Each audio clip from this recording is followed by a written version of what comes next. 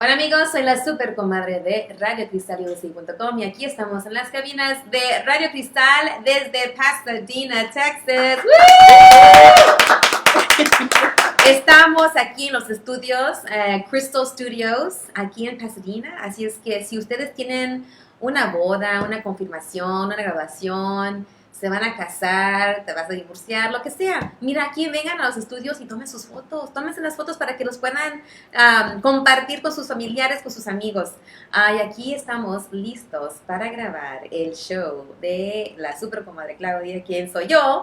Y ustedes saben que el show lo grabamos hoy, cada martes, y luego se repite los viernes, los sábados y los domingos a las 10 de la mañana y a las 10 de la noche.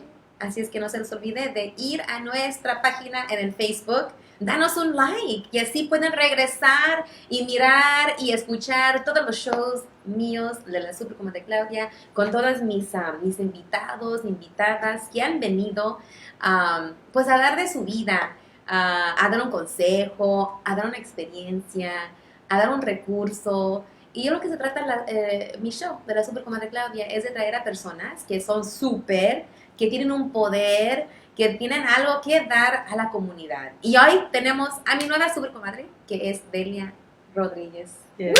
Thank you. I'm so happy to be here today.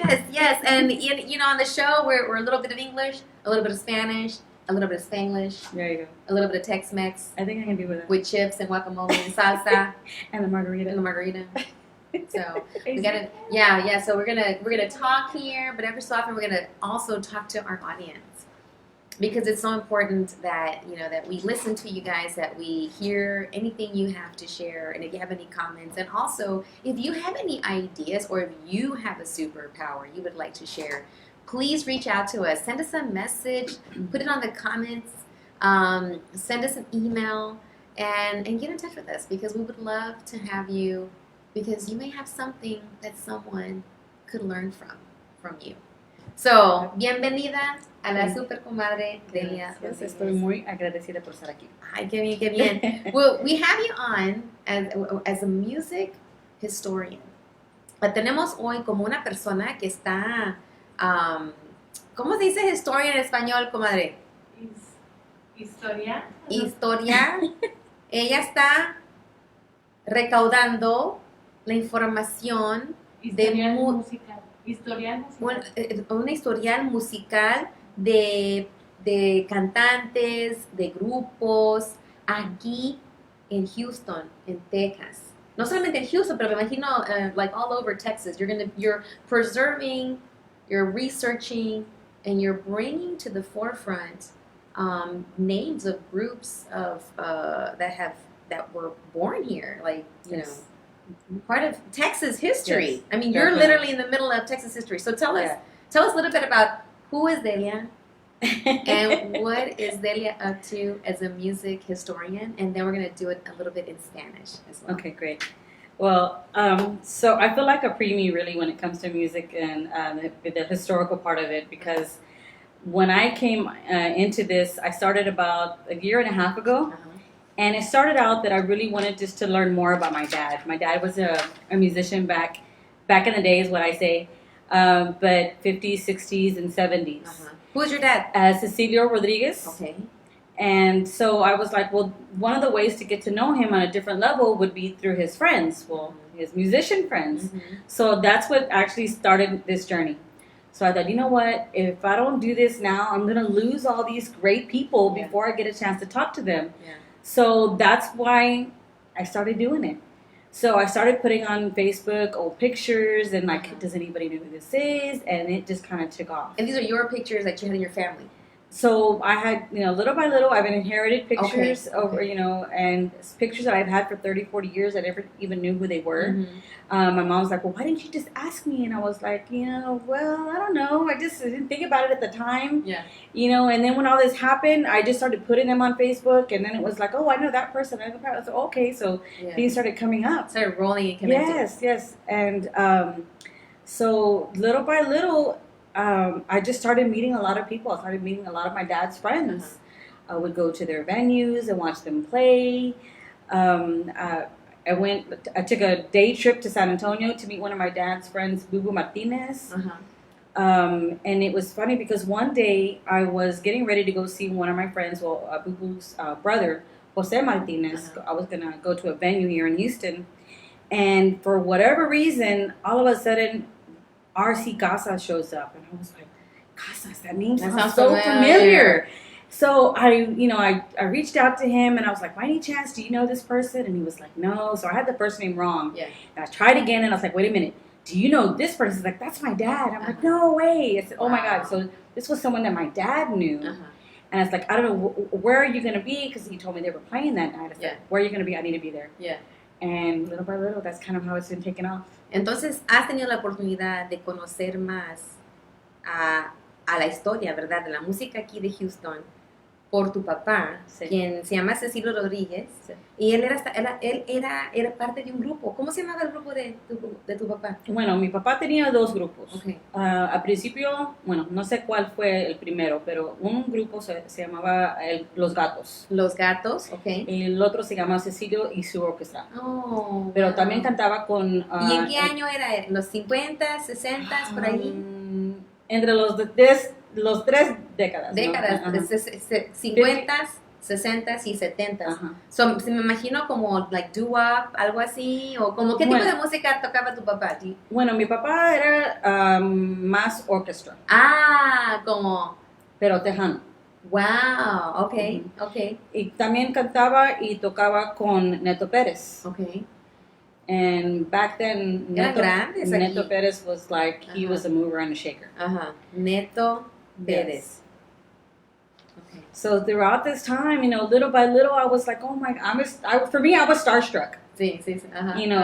Conociendo a todas las personas, y me recuerdo cuando yo era joven, escuchando los nombres, viendo los tocadiscos y de ver las fotos. Como estos que están acá arriba. Tenemos tocadiscos aquí, los discos que en la pared. Las que no saben lo que son, ¿verdad? Sí. Hace mucho tiempo teníamos que agarrar ese disco y lo poníamos en un tocadisco, ¿verdad? Y con una agujita, y así es como tocaba la música. A mí, qué bonito de tener ese, yo me acuerdo de eso, de los 45. Ahora, ni vas a creer que antes pagaban 99 centavos por un disco, me imagino hasta menos. Ahorita, a veces se encuentra un disco, un 45, que vale $50, $60, hasta $200, porque no se puede encontrar así tan fácilmente como antes. Y depende del grupo. Qué bonito. Y lo que me gusta mucho de lo que estás haciendo, Delia, es que aquí, precisamente en esta temporada de la elección, de lo que sucedió, y yo sé que esos comentarios son solamente de la super Comadre Claudia, pero también quiero darles a saber a ustedes que la importancia de lo que está haciendo Delia es para mí lo que yo veo es una oportunidad para que los niños, especialmente los estudiantes en las escuelas, especialmente niños hispanos que a lo mejor tienen raíces aquí ya por varias generaciones, puedan conocer que hay personas que eran que podrían haber sido sus abuelitos, sus tíos abuelos, tatarabuelos, como se dice, que a lo mejor ellos, que esas personas tuvieron una gran parte de la formación de la música aquí en Texas, aquí en Houston, en San Antonio, en el Valle, en Harlingen, o sea, para que vayan conociendo quién eran sus antepasados. Like, that's the most important piece that I see of your work is, as a music historian, collecting this and potentially turning it into a video, a book, something that can go into the hands of Texas students, the students here, because not, especially the Latino students and Mexican American students and Chicano students, whatever you want to call it, but all students, that they realize that the Mexican American experience, the Mexican American people actually had a big stake and part of forming Texas. There's a lot of history. There's a lot of people history don't realize how much there is. Yeah, because I don't remember opening up a Texas history book growing up here and seeing people that looked like me that did wonderful things. All I knew was about the Battle of San Antonio, the Battle of the Alamo, and that was about it. And we were put in a negative light. The Battle of San Jacinto, again, negative light. I mean, there's so many layers of looking at the formation of a state or of a city.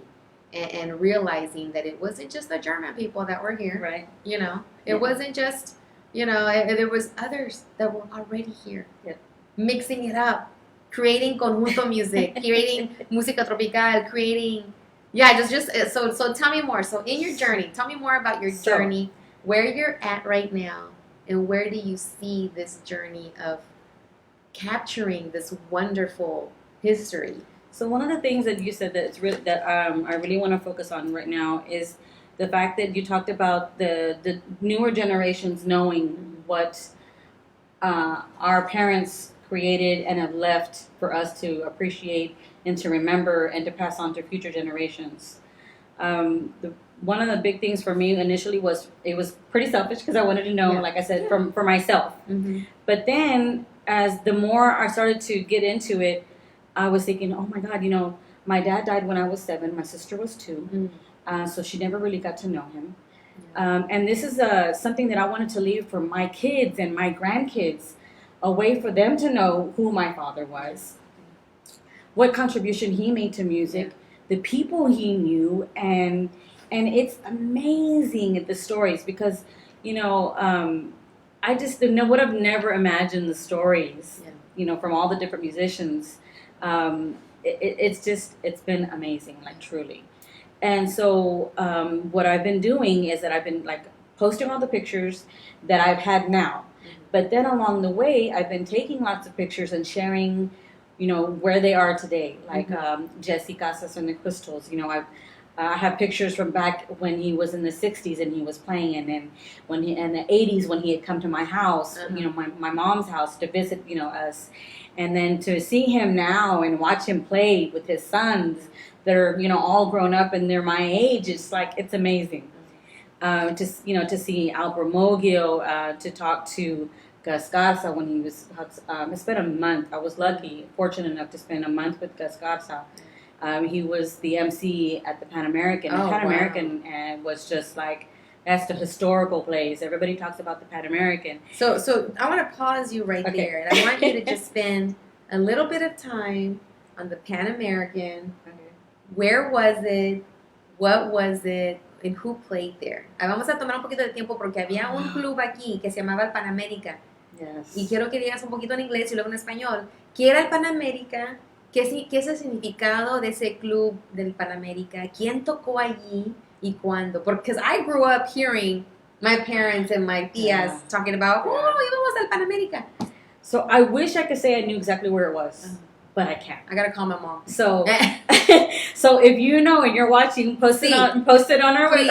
If you know where the Pan American Ballroom was at, si ustedes oyeron. You would think I would know this by now, right? No, it's part of the journey. It's part of the journey, right? That's part of discovery. Yes. This is why this is important, is having this show, because you don't know who's listening and watching who's our age, who's like, oh, I heard about the Pan American. Let me ask my mom or my tia. But what I do know is this.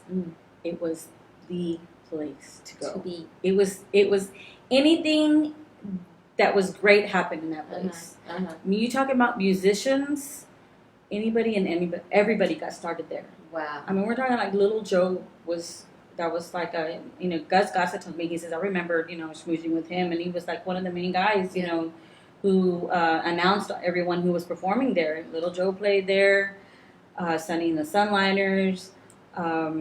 The list can go on. I don't know everyone who played there, but it was just the place to go.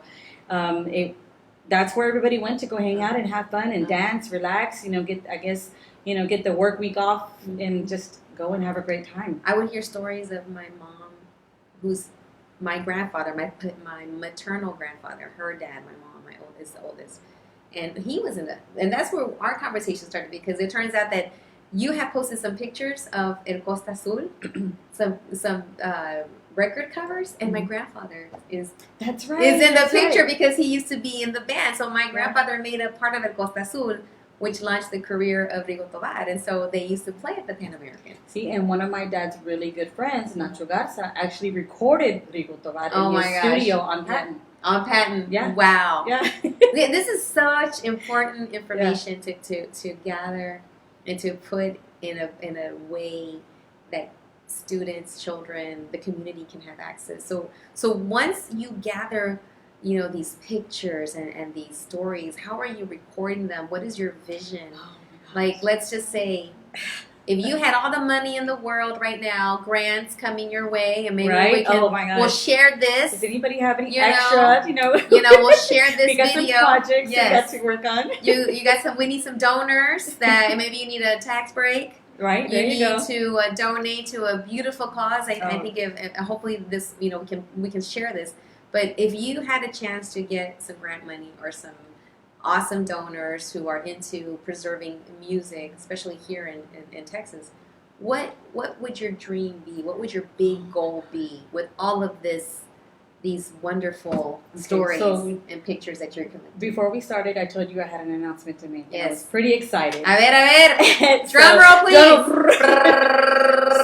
Okay. Someone asked me that same question. Oh my gosh. If you had an ultimate for everything, all this, research that you've done, what would you do with it? Yeah. And I told him, I said, when I first thought about doing this, I told my sisters in a room by ourselves, my ultimate goal would be to do a documentary.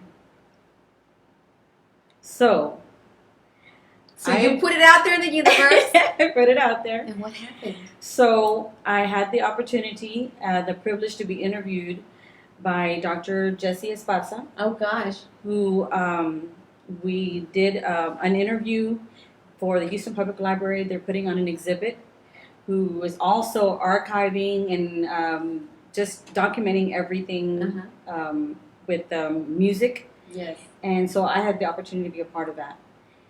And oh my gosh. So there was just something about, I love the way he did the whole interview. And I said, you know what? I really want to do a documentary. Nice. Will you help me? What happened? What did he say? He said yes. Awesome! So Dr. Jessie Esparza. Dr. Jessie Esparza.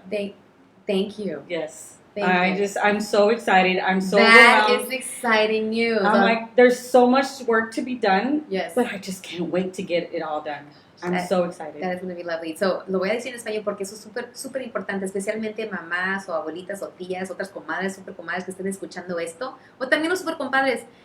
Yo le pregunté a Delia si tuviera, ¿qué es su sueño mayor en hacer la colección de toda esta información, fotos, entrevistas de estas personas, grandes músicos aquí de los 50s y los 60s y 70s?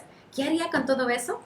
¿Qué es su visión? ¿Qué quiere hacer con esto para que la gente pueda tener acceso a esto? Entonces, nos acaba de dar un anuncio algo nuevo que ha salido de una junta con Dr. Jessie Esparza de Public Library, ¿verdad? Yes, de la Biblioteca Pública de Houston. Tuvo una junta con este señor, Dr. Jessie Esparza, y le hizo esa pregunta, ¿verdad? ¿Qué harías con toda esa información? Yes. Entonces Delia dijo, pues, a mí me gustaría hacer un documental de toda esa información. Entonces, él dijo, dicho y hecho. That's what he said. We're going to do it. So I cannot wait to see that. I'm super excited. I can already see the opening at the movie theaters locally, having a podcast about it. I'm just, there's so many little projects that have come from this. I did an interview with the University of Houston. I had the opportunity to be a part of Tejas Got Soul with Isaac Rodriguez. Oh, wow. Okay. Who is, I don't even call him by his name. I call him the researcher. And all of my friends and all my family, they know that he doesn't have a name. He's the researcher. Wow. Because he has been instrumental in all of this. He's put me in touch with a lot of people, just like Gus did. Mm-hmm. I just can't say enough about him and his knowledge. And for both of us, it's about making sure that the music doesn't die, that the knowledge doesn't die, that the people that we celebrate everything that these musicians contributed to music and to the change of music. I mean, because the music that we have now is great. It's awesome. But it also had a beginning. Yeah, so everything. we want to celebrate all of that. You're like, oh, did I just flash her? I don't think anybody's going to complain. So you just, when right before you said that, I thought about Selena for some reason. Because I know her dad had Los Dinos, right? Yes. So when I've seen pictures of her dad in his doo-wop 50s days, right, 60s or 50s, and they had the little 50s suits with the little skinny ties, the Oh my little God. coif hair. I'm so glad you said that. You know, like when then when Mr. Quintanilla had his own family, then he revived Los Dinos again, but it had a different feel, a different sound. But like you said, everything is connected to everything. Yes. So and even when Selena started singing, she didn't even know Spanish. She learned Spanish singing the songs with her dad. Said, "You're gonna sing this because this is what we're gonna do." Right. And she's like, "I don't want to sing that, Dad. I want to sing Down the Summer." And no, you're gonna sing this. And just even when you hear the type of cumbias that they sang as Selena and Los Dinos, it was a little bit different than the cumbias that I remember hearing growing up with my grandfather with music in the house. But the influence is just so amazing. Yes, and that's where I think is key, because of the influence of what it was back then, and the transition over time. But still, I mean, you can put on a record and you could be like, just by the style that it is, it will take you back to a certain era, and it's amazing because it's a magical era when you think about the way of living was back then. It's amazing. I can never get enough of it. Because music is not just music, but it's the time, the place, what was happening during that time politically. Because I'm always going to go there. Yes. What was happening? What were they eating? What were they wearing? What was happening in the news? I need to stop you on that one. Oh yes. Okay, so I was visiting some very good friends of mine, which is Frank and Alice Moreno. That's Neto Perez's sister and brother-in-law. And so we were talking about the music and the outfits and everything there because they were always very sharp. Very sharp, right? Even in the heat. Yeah. So we was like, well, where did y'all used to get your outfits from? And he says, well, we used to go to this place called Dukes of Hollywood. Oh, no. Where? And here I in was Houston? like, well, yeah, here in Houston. So he says, I wonder if they're still open. I said, well, you know what? Let me check it out. So I got my phone, I pulled it out, and sure enough, no, they're open. Where? It's 305 Travis. Downtown? Downtown. What? So, get this. So I said, well, you know what? No, you didn't. Yes, I did. I know where you're going. I did. I did. I know. Okay, I want to hear it. I did. So, after our visit, which was really great, Uh-huh. my mom and I made a beeline. Yeah. We went straight over there. Uh-huh. We talked to Mr. Duke's son. Oh, my gosh. The place has been there for like 83 years. 83 years. That is history in itself right there. Years. Houston's history right there. Building's still there. Pictures up on the wall. When I walked in and started talking to him about what I was doing, he was, I posted a video. We did a live feed with him, and you can see it on Facebook. Yeah. He was giddy. And I was just as giddy because I could not believe that I was talking to this man who created all these great suits for these wonderful people. We talked about Sunny and the Sunliners. We talked about Archie Bell. And then we were like, what did the suits cost back then? What about the jackets? And because this was all tailor-made. This was nothing off the rack. You had to get measured, everything. Get this. So he says the jackets were between $50 and $95. Wow. Now, about $1,500. Wow. Yeah. That is amazing. Now, I'm already seeing them being part of the opening when you do the documentary, you doing a podcast there, showing the pictures, music, interviewing the son. There's so many things to do. You're talking about graphics and pictures and audio and videos and there's so much to do. So if you've got a talent and you want to volunteer, we're gonna need some people. Yeah. Are you good with lighting? Are you good with camera? Are you good with scanning pictures, right? What else do you need? Yeah, oh God, we're going to need it all. Okay. Because I've never put a documentary together. Yeah. So this will be my first. Awesome. And if you have tips on how to do it, and I've been looking up. Oh my gosh! Documentaries. You know what? I'm going to put it out there to all the students, college, older high school students. You need credit. There you go. Get in contact I'll with definitely Delia. I'll sign you up for some credit. I'm sure there's plenty of students out there that could use some service hours. And then if you like this world of film and photography and documentary and interviews and research and archiving, Delia Rodriguez is your lady. There's going to be plenty to do. Yes. We're going to put on this information on the comentarios, on the comments, so that way you can connect. And if there's any moms out there that are watching and your kids are into this, get them working, get them volunteering, give them something to do. and also the biggest thing is preserving the history Yes. of music, especially Chicano, Mexican American, Yes, definitely. Latino artists. Yes. And as I was looking at the pictures you sent a picture of Sunny and the Sunliners with some guy named Jay Johnson. Jay Johnson. So I'm assuming he's like what? So Jay Johnson, I call him the man. That's just what Who's Jay Johnson? Jay Johnson to me, as Yeah. like I said, he is the man because when you talk about history and knowledge, it's amazing because he just drops names like nothing, and he just remembers so much. So when Jesse and I were talking about, well, what interviews do you want to do? Yeah. Is there anything who do you really want to get? I said, I want Jay Johnson's interview. He's the one I want. He lives out of state. Doesn't live here in Texas. And I said, look, I'll go to you. Yeah. Just tell me when and where. Yeah. I'll go. Not a problem. Just tell me. I'm there. But I really want. We've talked a little bit over the phone. We've had some text messages and things like that. But I really want to pick his brain. Yeah. I really want to. Yeah. And he was with Sunny and the Sunliners. He was with Sunny and the Sunliners. Was he güerito or was he half and Yeah. half? So he's an Always the Caucasian American guy. But he was one of the cool cats. I call him one of the cool cats because he was just like. I love that. And that's why I want man. to also say Latino, Chicano, Mexican Americans, but also the other kids that were not, but they were okay with running and being with la gente and being down and just coming together to make music, no matter what. That's what it's about. That's what music. For them. That's what it's about. I mean, because it was all about the music. Talking to Jay it's amazing with the stories that he tells, the time frame. Him and Neto were very good friends, and in fact, I found out going through all of this that Jay Johnson, Boo Boo, and Robert Martinez were all roommates of my dad's. Wow. When they were like, Boo Boo and Robert, they were like 13, 14 years old. That's how long that my family's been connected to them. Wow. So I'm going to say a little bit in español. Ahora, si se acaban de comunicar o conectar con nosotros, estoy aquí con una entrevista súper, súper padre con la súper comadre Delia Rodríguez. Ella aquí está haciendo un trabajo muy grande. Es de música historial. ¿Así se dice, comadre? Liliana, ¿lo dije bien? Está escribiendo Valdemar Rodríguez.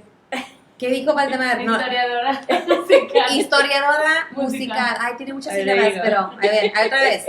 Historiadora, ¿lo dije bien?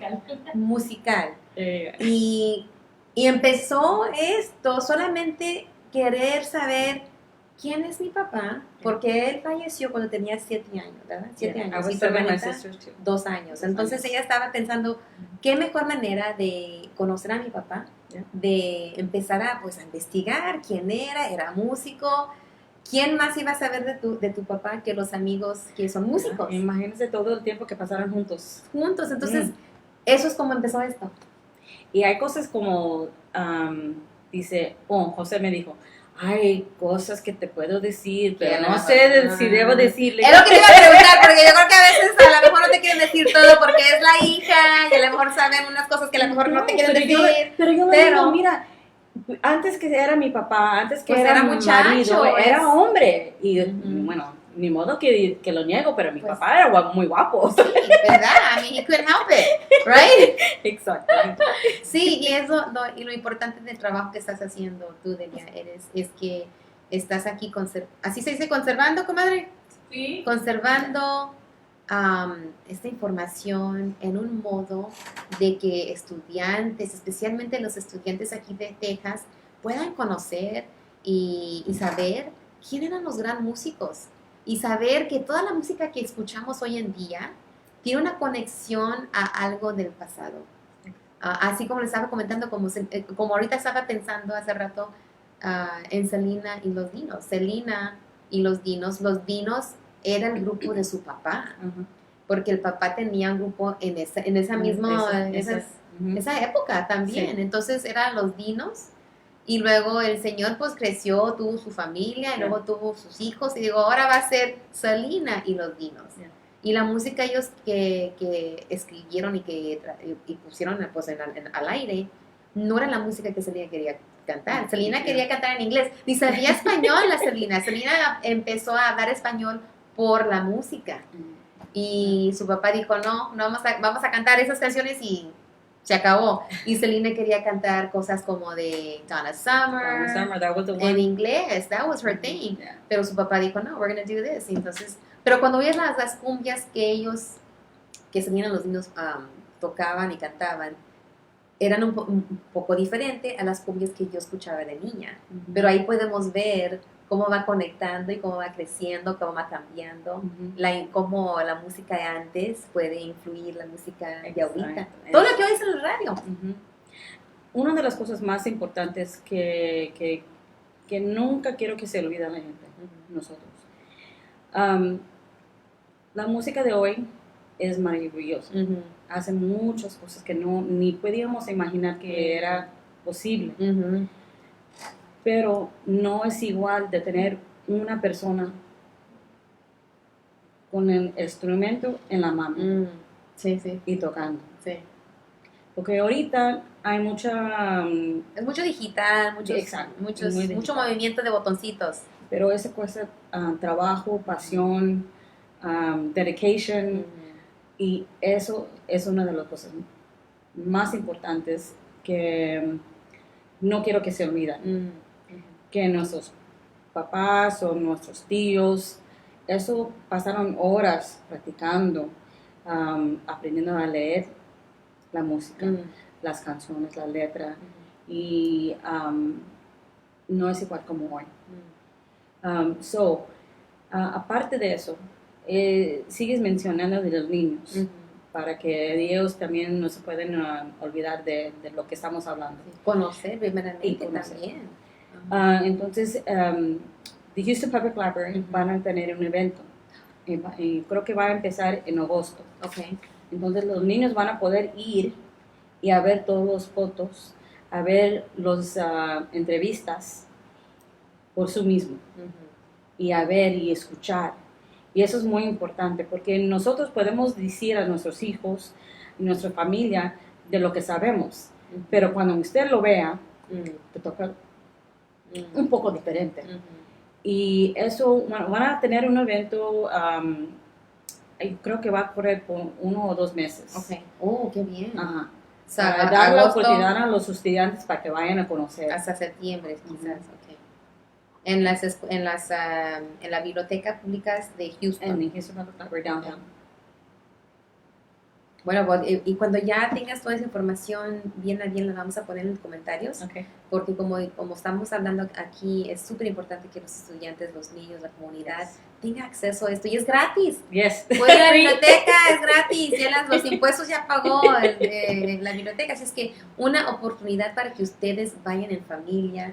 Y como tú dices, es diferente cuando tú vas a un lugar como una biblioteca y ves ahí las fotos, puedes escuchar la música, puedes estar ahí viendo que realmente esta información está aquí y refleja la persona que lo está viendo. Como yo ya puedo ver mis hijas yendo y para ver esto, ¿verdad? Yeah. Y que ellas vayan viendo que, mira, hay personas que se parecen a como yo, Yeah. que se parecen a mis papás, a mis abuelitos, y formaron parte de esta historia aquí en Houston, aquí en Texas. So. No, estoy con la esperanza de ver a mis nietos, Ay, sí. a ver las fotos de mi papá. Oh, wow. Eso, uff. Oh, sí. Eso es súper padre, súper bonito, y especialmente para mí en esta época que tenemos de la persona que está en la oficina de la Casa Blanca, que tratan para mí he visto que han tratado de disminuir la contribución, the contribution. I couldn't even try to. No puedo ahorita porque hay muchas sílabas en esa palabra, pero todo lo que la persona latina, hispana, el inmigrante que ya están aquí, ¿verdad? Ya se hicieron ciudadanos, han tenido hijos, todo lo que han hecho ellos para crecer este pueblo, para crecer la comunidad, para crecer a Houston, para crecer a Texas. Y hay personas, hay líderes que están diciendo cosas que parece que no hemos estado aquí haciendo cosas bonitas y bellas.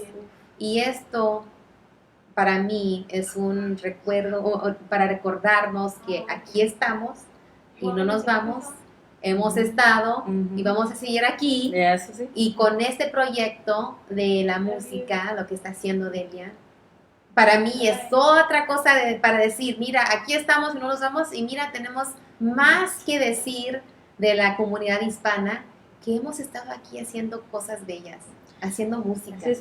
¿Sabes? No sé si usted conoce la programa que era American Bandstand. Sí, I remember American Bandstand. Okay. What was the name of the guy? Dick Clark? Dick Clark. Dick Clark. Mm-hmm. Well, so you know that Setting the Sunliners, I believe, he was on. Wow. Yeah, so that, how long ago was that? Yeah.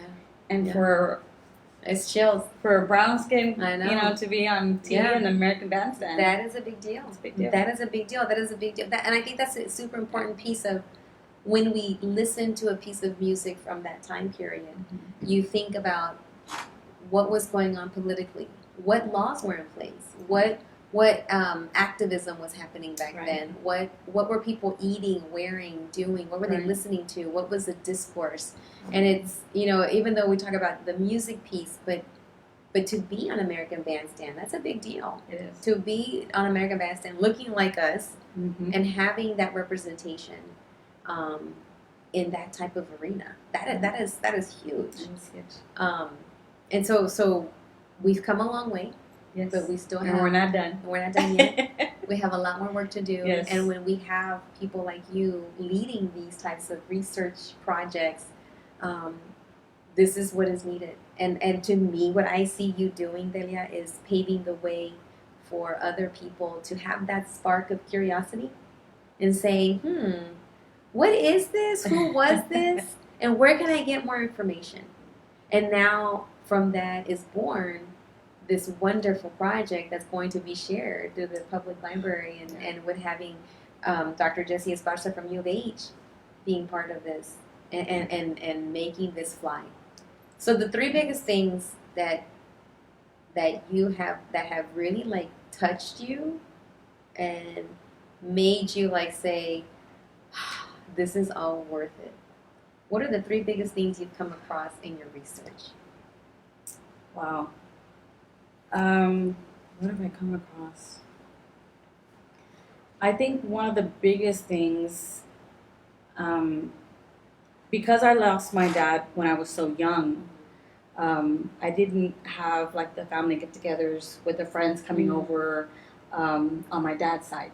I remember a little bit of it, but not as much as I would think I would normally get, having them as a teenager and everything. Mm-hmm. So when I meet a lot of people and they tell me all these awesome stories about him, it's like golden. Yeah, the stories. It's golden. There's nothing comparable to hearing all these funny and sentimental stories about my dad. Yeah. Hearing that he got up on stage at a random performance and started singing, and it was like, well, my dad did what? So it was like I would have never thought that he could do something like that, or to hear a friend that when he was on leave from the military, when he came home and he was like in uniform, he was like, I need music, and he was ready with the saxophone he needed to play. To hear one of his friends say that he was a prince. Wow. So, and that means what do you mean he was a prince? That he was just so kind-hearted, and that he was a friend, and he was. Because when you say man. Prince, I think of Prince, like Let's Go Crazy 1999 Prince. I thought he dressed like Prince, or Prince dressed like your dad. No, not that kind of Prince. But those are the things that are golden. Yeah. And the other thing I think is just my daughters, and my mom and my sisters, the people that are just who are supporting me. The fact that I'm even here now with you. Who are still like, keep going, and I'm I love it. I love it. It's awesome. There's no experience like this. I could never tell you that what I'm feeling right now today is something that I would even know is possible a year ago. Well, if you had a chance to sit with your dad today, what would be the questions that you would like to ask him? Oh, you're going to do that to me. If you had that chance, what would you say? what would I ask or what would I say? What would you ask him?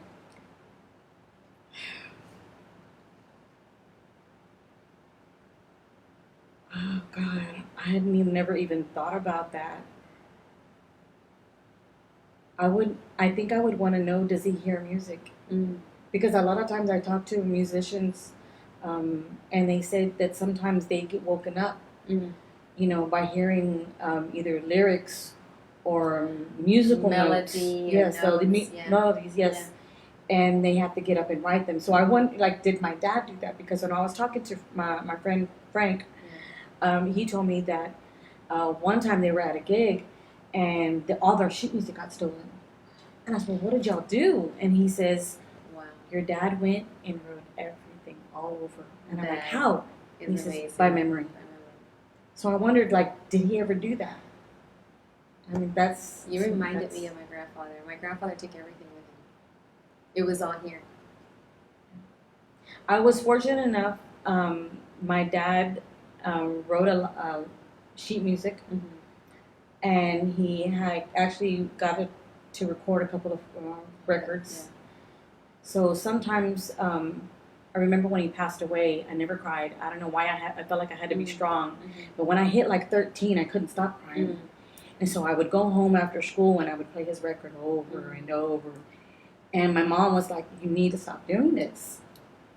It's like, I'm forgetting his voice. Mm. So, That sorry. No, it's okay. Don't apologize. Never apologize.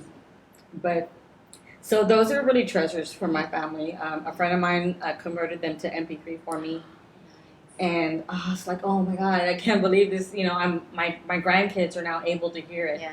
And when my daughter played them for him, the kids are dancing all around, and it was like I would have never imagined that my grandkids are able to dance to my dad's music. Mm-hmm. And here they are. Yeah. So I'm gonna ask you another question.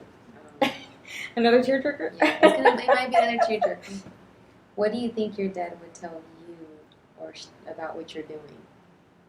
What do you think he would say if he was watching you run around doing this? Well, my dad was a go-getter. He was always doing so much. Yeah. And I would think he would tell me, don't stop. Don't stop until I get where I really want to be.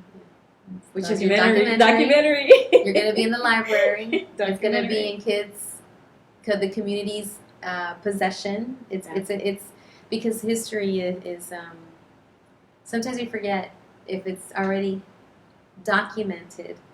Sometimes we fail at it, especially the bad stuff, being repeated. But it's good to make sure that we preserve the good and the bad. Yes. The good, the bad, and the ugly. Right. And right now, what you're doing is preserving a wonderful part of our Latino community, the Mexican American community, the Chicano community. I'm covering all the bases here, and especially making it accessible to students. I can that MP3 of your dad. I mean, music, your dad's music. That's so amazing because now that could be shared further. So I just started my my YouTube channel. Oh. So I'm gonna be documenting all the videos that I've been doing because I had the great opportunity to be on a radio show with Isaac, the researcher. Him and I did, and so it was our way of celebrating the music. And so I'm downloading all of our videos and I'm going to be posting them to YouTube.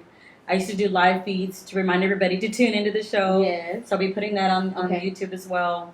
I want to also upload my dad's music. Yes. And so during this last year and a half, I go out to the different venues to see my dad's friends. And so I want to make sure that that's on there too. Because originally it was just to learn about my dad. Yeah. But it's much more than that because, my dad's friends were married and had kids. And I want them to be able to have a way to celebrate their lives to another level like I want. So my dad's friend, Gilbert de Collado, he recently passed away. His daughter, Linda, I want her to be able to go, look, this was my dad, and this is how we can see it, and it's here. And, Jose's daughters and their sons and everyone to have a place where they can see all the music and see the pictures. A friend of mine, Micaela, who's also with the public library, oh my God, she gave me something that I just felt like was gold. She gave me an archive of photos Wow. that it's just like Mexican lady selling tickets. And I'm like, she says, maybe you can help me find out who these people are. And I'm like, yes, Yeah. I'm on it. Tell me yes. You might be a lady at the Pan American. So, I don't know. you know, she's been awesome. And so we're going to work on doing that together too. So That is amazing. So this right now, right here, is also a call out. I want to say, if you and your family, look into your family. Do you know of anyone that was a musician, maybe a grandparent, someone that played an instrument back in the 50s and 60s and 70s and maybe knew of, your dad or knew of any of these other bands? I mean, we're naming bands like Sonny and the Sunliners, the what was it called? Archie Bell and the Drills. Archie Bell and the Drills. ¿Quién más? Comes to mind. Little Joe y la Familia. It was Jesse and the Crystals. Jesse and the Crystals. And then there was Manuel and the Exiles. Keep going. And who else? I'm trying to think. What did you bring here today too? You brought some musical memories here. This is my photo album that I have. It's been a little bit of everything. I started with my dad's when he was back in middle school. Oh wow! And then just Marshall. Yeah, Marshall Middle School, 1957. And so I've just taken a photo journey. Look at that. And so one of the interviews that I did with Jesse, we actually went through the photo album. And that's your dad. This is my dad here. Wow. You did send me that. I wasn't too sure that was, but now I know that's your dad. Con razón, he was a heartbreaker. Heart stealer, heartbreaker, right? You name it. Yeah, I have to agree. Yes. Yeah. So, and I've just been documenting everything. Oh, remember? Oh, in one of our visits. Yes. Oh my God, this is where we connected. Yeah. And it was funny because she was talking. Remember, there was a lot of history that she had. Morales. Her and you were here with Cristina Morales. We were interviewing her, and then she had her own, history of the Morales family, the radio. Mm-hmm. It's all connected. My mom said that she remembers listening to it, and I was like, "Oh my God, I was meant to be here." I told you that. I remember. And look where you're at now, and look how far you've gotten. It's amazing. From then, all the work you did at that point, all the work you've been doing since then. So. My mom used to tell me all the time, it's about being at the right place at the right time. Yes. And I just, that's hogwash. No, it's not. And you know what? I say it over and over. I was like, you know what? It's never meant more to me than it has over the last year and a half, because it really has come to breathe those words. All those paths just crisscrossing. So, si ustedes en su familia conocen a alguien que a lo mejor formaron parte de un grupo, a lo mejor hay un abuelito o una abuelita, porque a lo mejor una mujer también, there were not a lot of ladies, but hey. There was a few. Que a lo mejor tocaron en un grupo en los 50s, los 60s, los 70s, aquí en Houston, aquí en Texas. Pregunten a sus familias, pregunten a los mayores de edad y hagan las preguntas. ¿Alguien cantó por aquí? Porque hay una señora que se llama Delia Rodríguez y está tratando de buscar esta información y hacer un documental para que ustedes, la comunidad, tenga acceso a esta información tan bonita. Y so go and look through all those photo albums. Yes, vayan y busquen en todos los libros con las fotos. Send them to me. Y take pictures, scan them, toman fotos de esas fotos, mándalas. You have records you don't want anymore. Cualquier just cosa, put that out there. Y si ustedes también quieren ser parte de esto, ella está buscando voluntarios que puedan ayudarla en hacer con este proyecto, porque se va a llevar tiempo, se va a llevar mucha pasión y mucha dedicación, así es que si a ustedes les gusta, que tomar fotos, buscar fotos, hacer la búsqueda, hablar, hacer entrevistas, pónganse en contacto con Delia, vamos a poner una información en los comentarios para que ustedes puedan conectarse. Si uno, quieren ayudarla, o dos, conocen a alguien en su familia que quizás formaron parte de un grupo en los 50, 60 y 70 aquí en Houston y aquí en Texas. O si quieren donar. También estamos buscando personas que puedan donar su dinerito para fundar este tipo de proyecto. Sí. Sabemos que tienes el apoyo de la Universidad de Houston, tienes el apoyo de bibliotecas públicas aquí de Houston. Y también, pues eso se lleva dinero, así es que si ustedes saben de un dinerito, de una persona que quiere hacer una donación, mándalos a Delia. Es otra manera para celebrar la vida de nuestra familia, la cultura de la música. Y, yeah. There's nothing better than to document and to share it, because what better people than us to document about us? Yes, exactly. You know, that is a problem that I kind of had in the past, a good problem, where other people have taken the reins of documenting the Mexican-American experience or the Chicano experience, but they are not part of it or didn't study it or were just hired by a book company to write something. And all the details aren't there. Yeah, without the details and the knowledge and the knowing who to go to.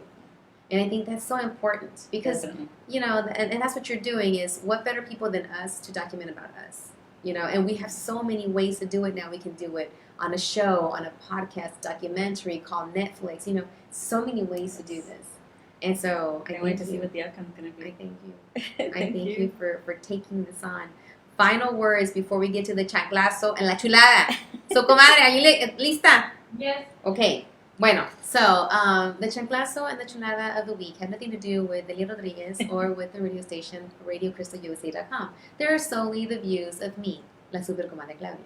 Así es que les puedo decir ahorita que lo que voy a decir sobre el chanclazo de la semana y la chulada de la semana no tiene nada que ver con la radio, RadioCrystalUSA.com, solamente son las opiniones de la super comadre Claudia. Tampoco son las opiniones de mi invitada, que es Delia Rodríguez, solamente yo. Así es que si tienen un problema con eso, se la llevan conmigo.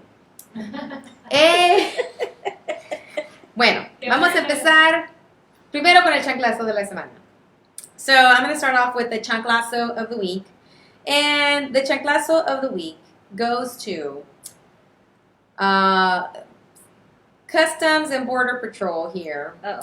Who have decided to detain an 18-year-old citizen of the United States. He has been in immigration detention for a month.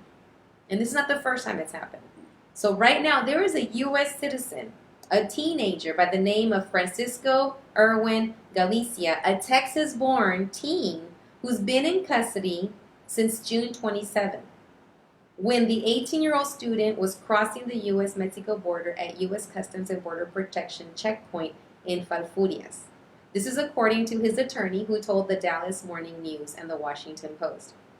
He was accompanied by his 17-year-old brother, Marlon Galicia, who does lack his legal status and was born in Mexico. But both these teens were asked to provide travel documents, and they had their school ID. Francisco had everything. He had his Texas ID, his Social Security card, and a small copy of his birth certificate. I don't know what else you need, guys, to say that you belong here.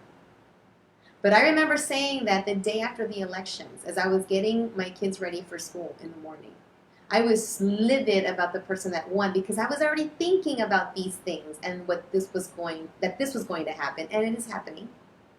I thought, what am I supposed to put in my girls' lunchboxes today? Do I need to put a copy of their birth certificate in there? Do I need to start carrying around my papers in my car in case I get asked because I look a certain way? Because I look like the people that person in office was saying that they come over to do bad things, bad hombres, and bringing over drugs, and raping women, and all that? I remember the day after the election saying, what do I need to carry to prove that I'm a U.S. citizen? Because I knew this was coming. People are being pointed out and made to feel that they don't belong here. And things like this, we have a U.S. citizen who's been detained now for about a month, an 18-year-old student who was carrying all the paperwork needed. What next? Do I have to sew it onto my outfit? What next? So the chanclazo goes over to this political climate that's caused by the person in the White House, where it trickles down and you have people at the customs, CBVS or CBS Customs Border Patrol, who are not taking this information and letting this person live freely in the land of the free. Born here, 18 years old. So think about it. So all of my viewers, friends, connections that are still saying, it's not about you, it's them. They're not talking about us. They're not talking about you. Well, guess what? This is a U.S. citizen who happens to look like me and you. And if you're still supporting this person in the White House right now, please remove yourself from my list. Stop commenting about the whataboutisms and go pray and find your soul somewhere and realize that at this point, what we're seeing with these families being detained at the border without showers, without toothbrushes, having access to water from a toilet bowl, at this point, it has nothing to do with the right or the left. It has nothing to do with the blue or the red. It has nothing to do with Republican, Independent, or Democrat. Right now, it has to do with humanity. There is a group of people, Jewish people, who are gone and dead because the U.S. turned a blind eye a while back. Check your history. There are boatloads of people that came to the United States looking and seeking for, I guess, asylum. But they got turned away. And all those people died. About 600 Jewish brothers and sisters. So let's not repeat the ugly stuff. Know your history and make sure it doesn't happen again. So that's the chanclazo of the week. Now we have la chulada of the week. Because of what's happening with the political climate, we have some patriots out there who have decided to make a patriotic move, which is to form a human chain around a van that was carrying 2 immigrants who have been working here, working really hard. They were coming home, and they were going to be met by ICE. So ICE had been waiting for them to come home, and their neighbors decided to come out and make sure that ICE did not take these family members, separate them from the other family members that were in their home. So for about 4 hours, these neighbors came together and made sure that they formed a human chain around this white van, holding these 2 beautiful, hardworking immigrant father and son, I believe. They brought them food, they brought them water, they brought them gas. As long as that truck was on and they were in their truck, ICE couldn't get to them. So thank you to those patriots who put aside whatever differences they had and saw their neighbor as who they were, a neighbor. A man and his son coming home from work, maybe coming home from the grocery store, I don't know. But thank you to those patriots, true U.S. patriots, that helped their neighbor and made sure that that family was not taken apart and sent to a detention center, never to see each other for God knows how long. So that's the chulada of the week. Those patriots that stood together and formed a human chain against ICE. So those are las super comadres, chanclazo, and chulada of the week. And also back to my super comadre Delia Rodriguez.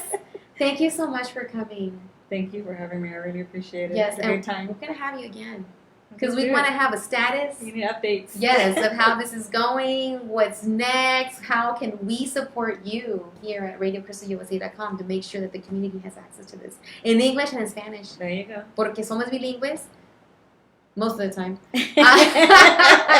We're learning about Spanglish, Tex-Mex, y no importa muy bien si sale la palabra con todas las sílabas, porque lo que importa es el mensaje. El mensaje es que estamos aquí para dar esa información, para dar este recurso, para dar esta, como dicen en inglés, this gold. Es como un tesoro de información para ustedes. So.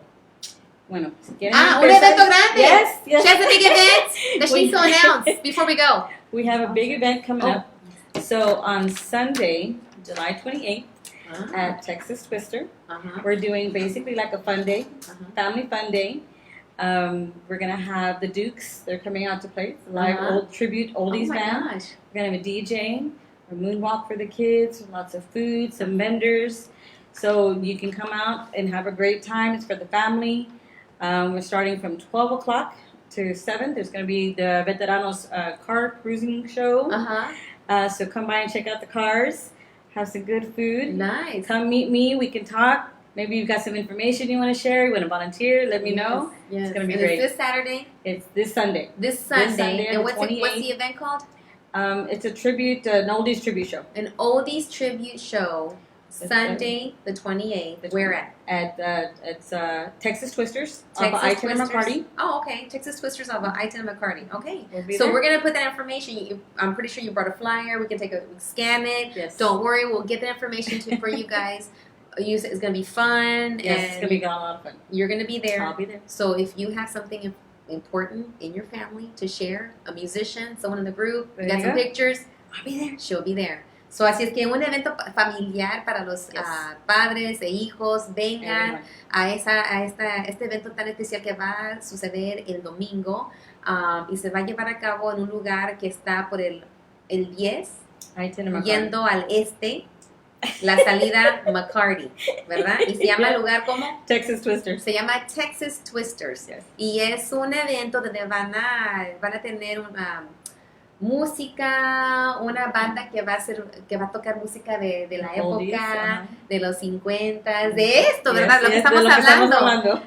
Y se llama Los Dukes, ¿verdad? Yes, El del the grupo. Dukes. Qué Y bien. luego los carros. Y también van a haber de- carros clásicos, It's the veteranos. veteranos tejanos, Car club. ¿verdad? Veteranos Car tejanos. Clubs. Creo que es el club de mi hermano. También, ¿A qué mi hora? hermano a lo mejor está en ese club. What time? Veteranos tejanos. Cualquier hora. From 12 to 7.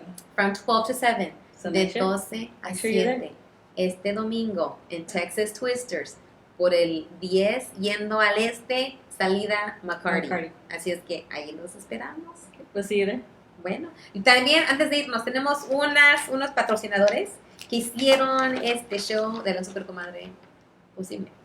Primeramente, gracias a todos nuestros patrocinadores, que son Chamoyada King, Café Cuba, Steve's Ice Cream, Crystal Studio, Houston Signworks, también tenemos a Herbal Relief, BAMSA Global, las oficinas legales del abogado Héctor Chavana, que él es el abogado del pueblo. Él toma casos criminales de inmigración, divorcios, accidentes de auto o de trabajo. Así es que gracias a nuestros patrocinadores. ¡Woo! Y también gracias a Liliana, Elizondo, la Thank super you. comadre. que ¡Woo! Y también a la super comadre Delia Rodríguez. Gracias por Thank estar you, aquí. thank you, thank you, thank you. Y los esperamos este domingo. Yes. See Ahí you en there. el evento. Adiós. Bye.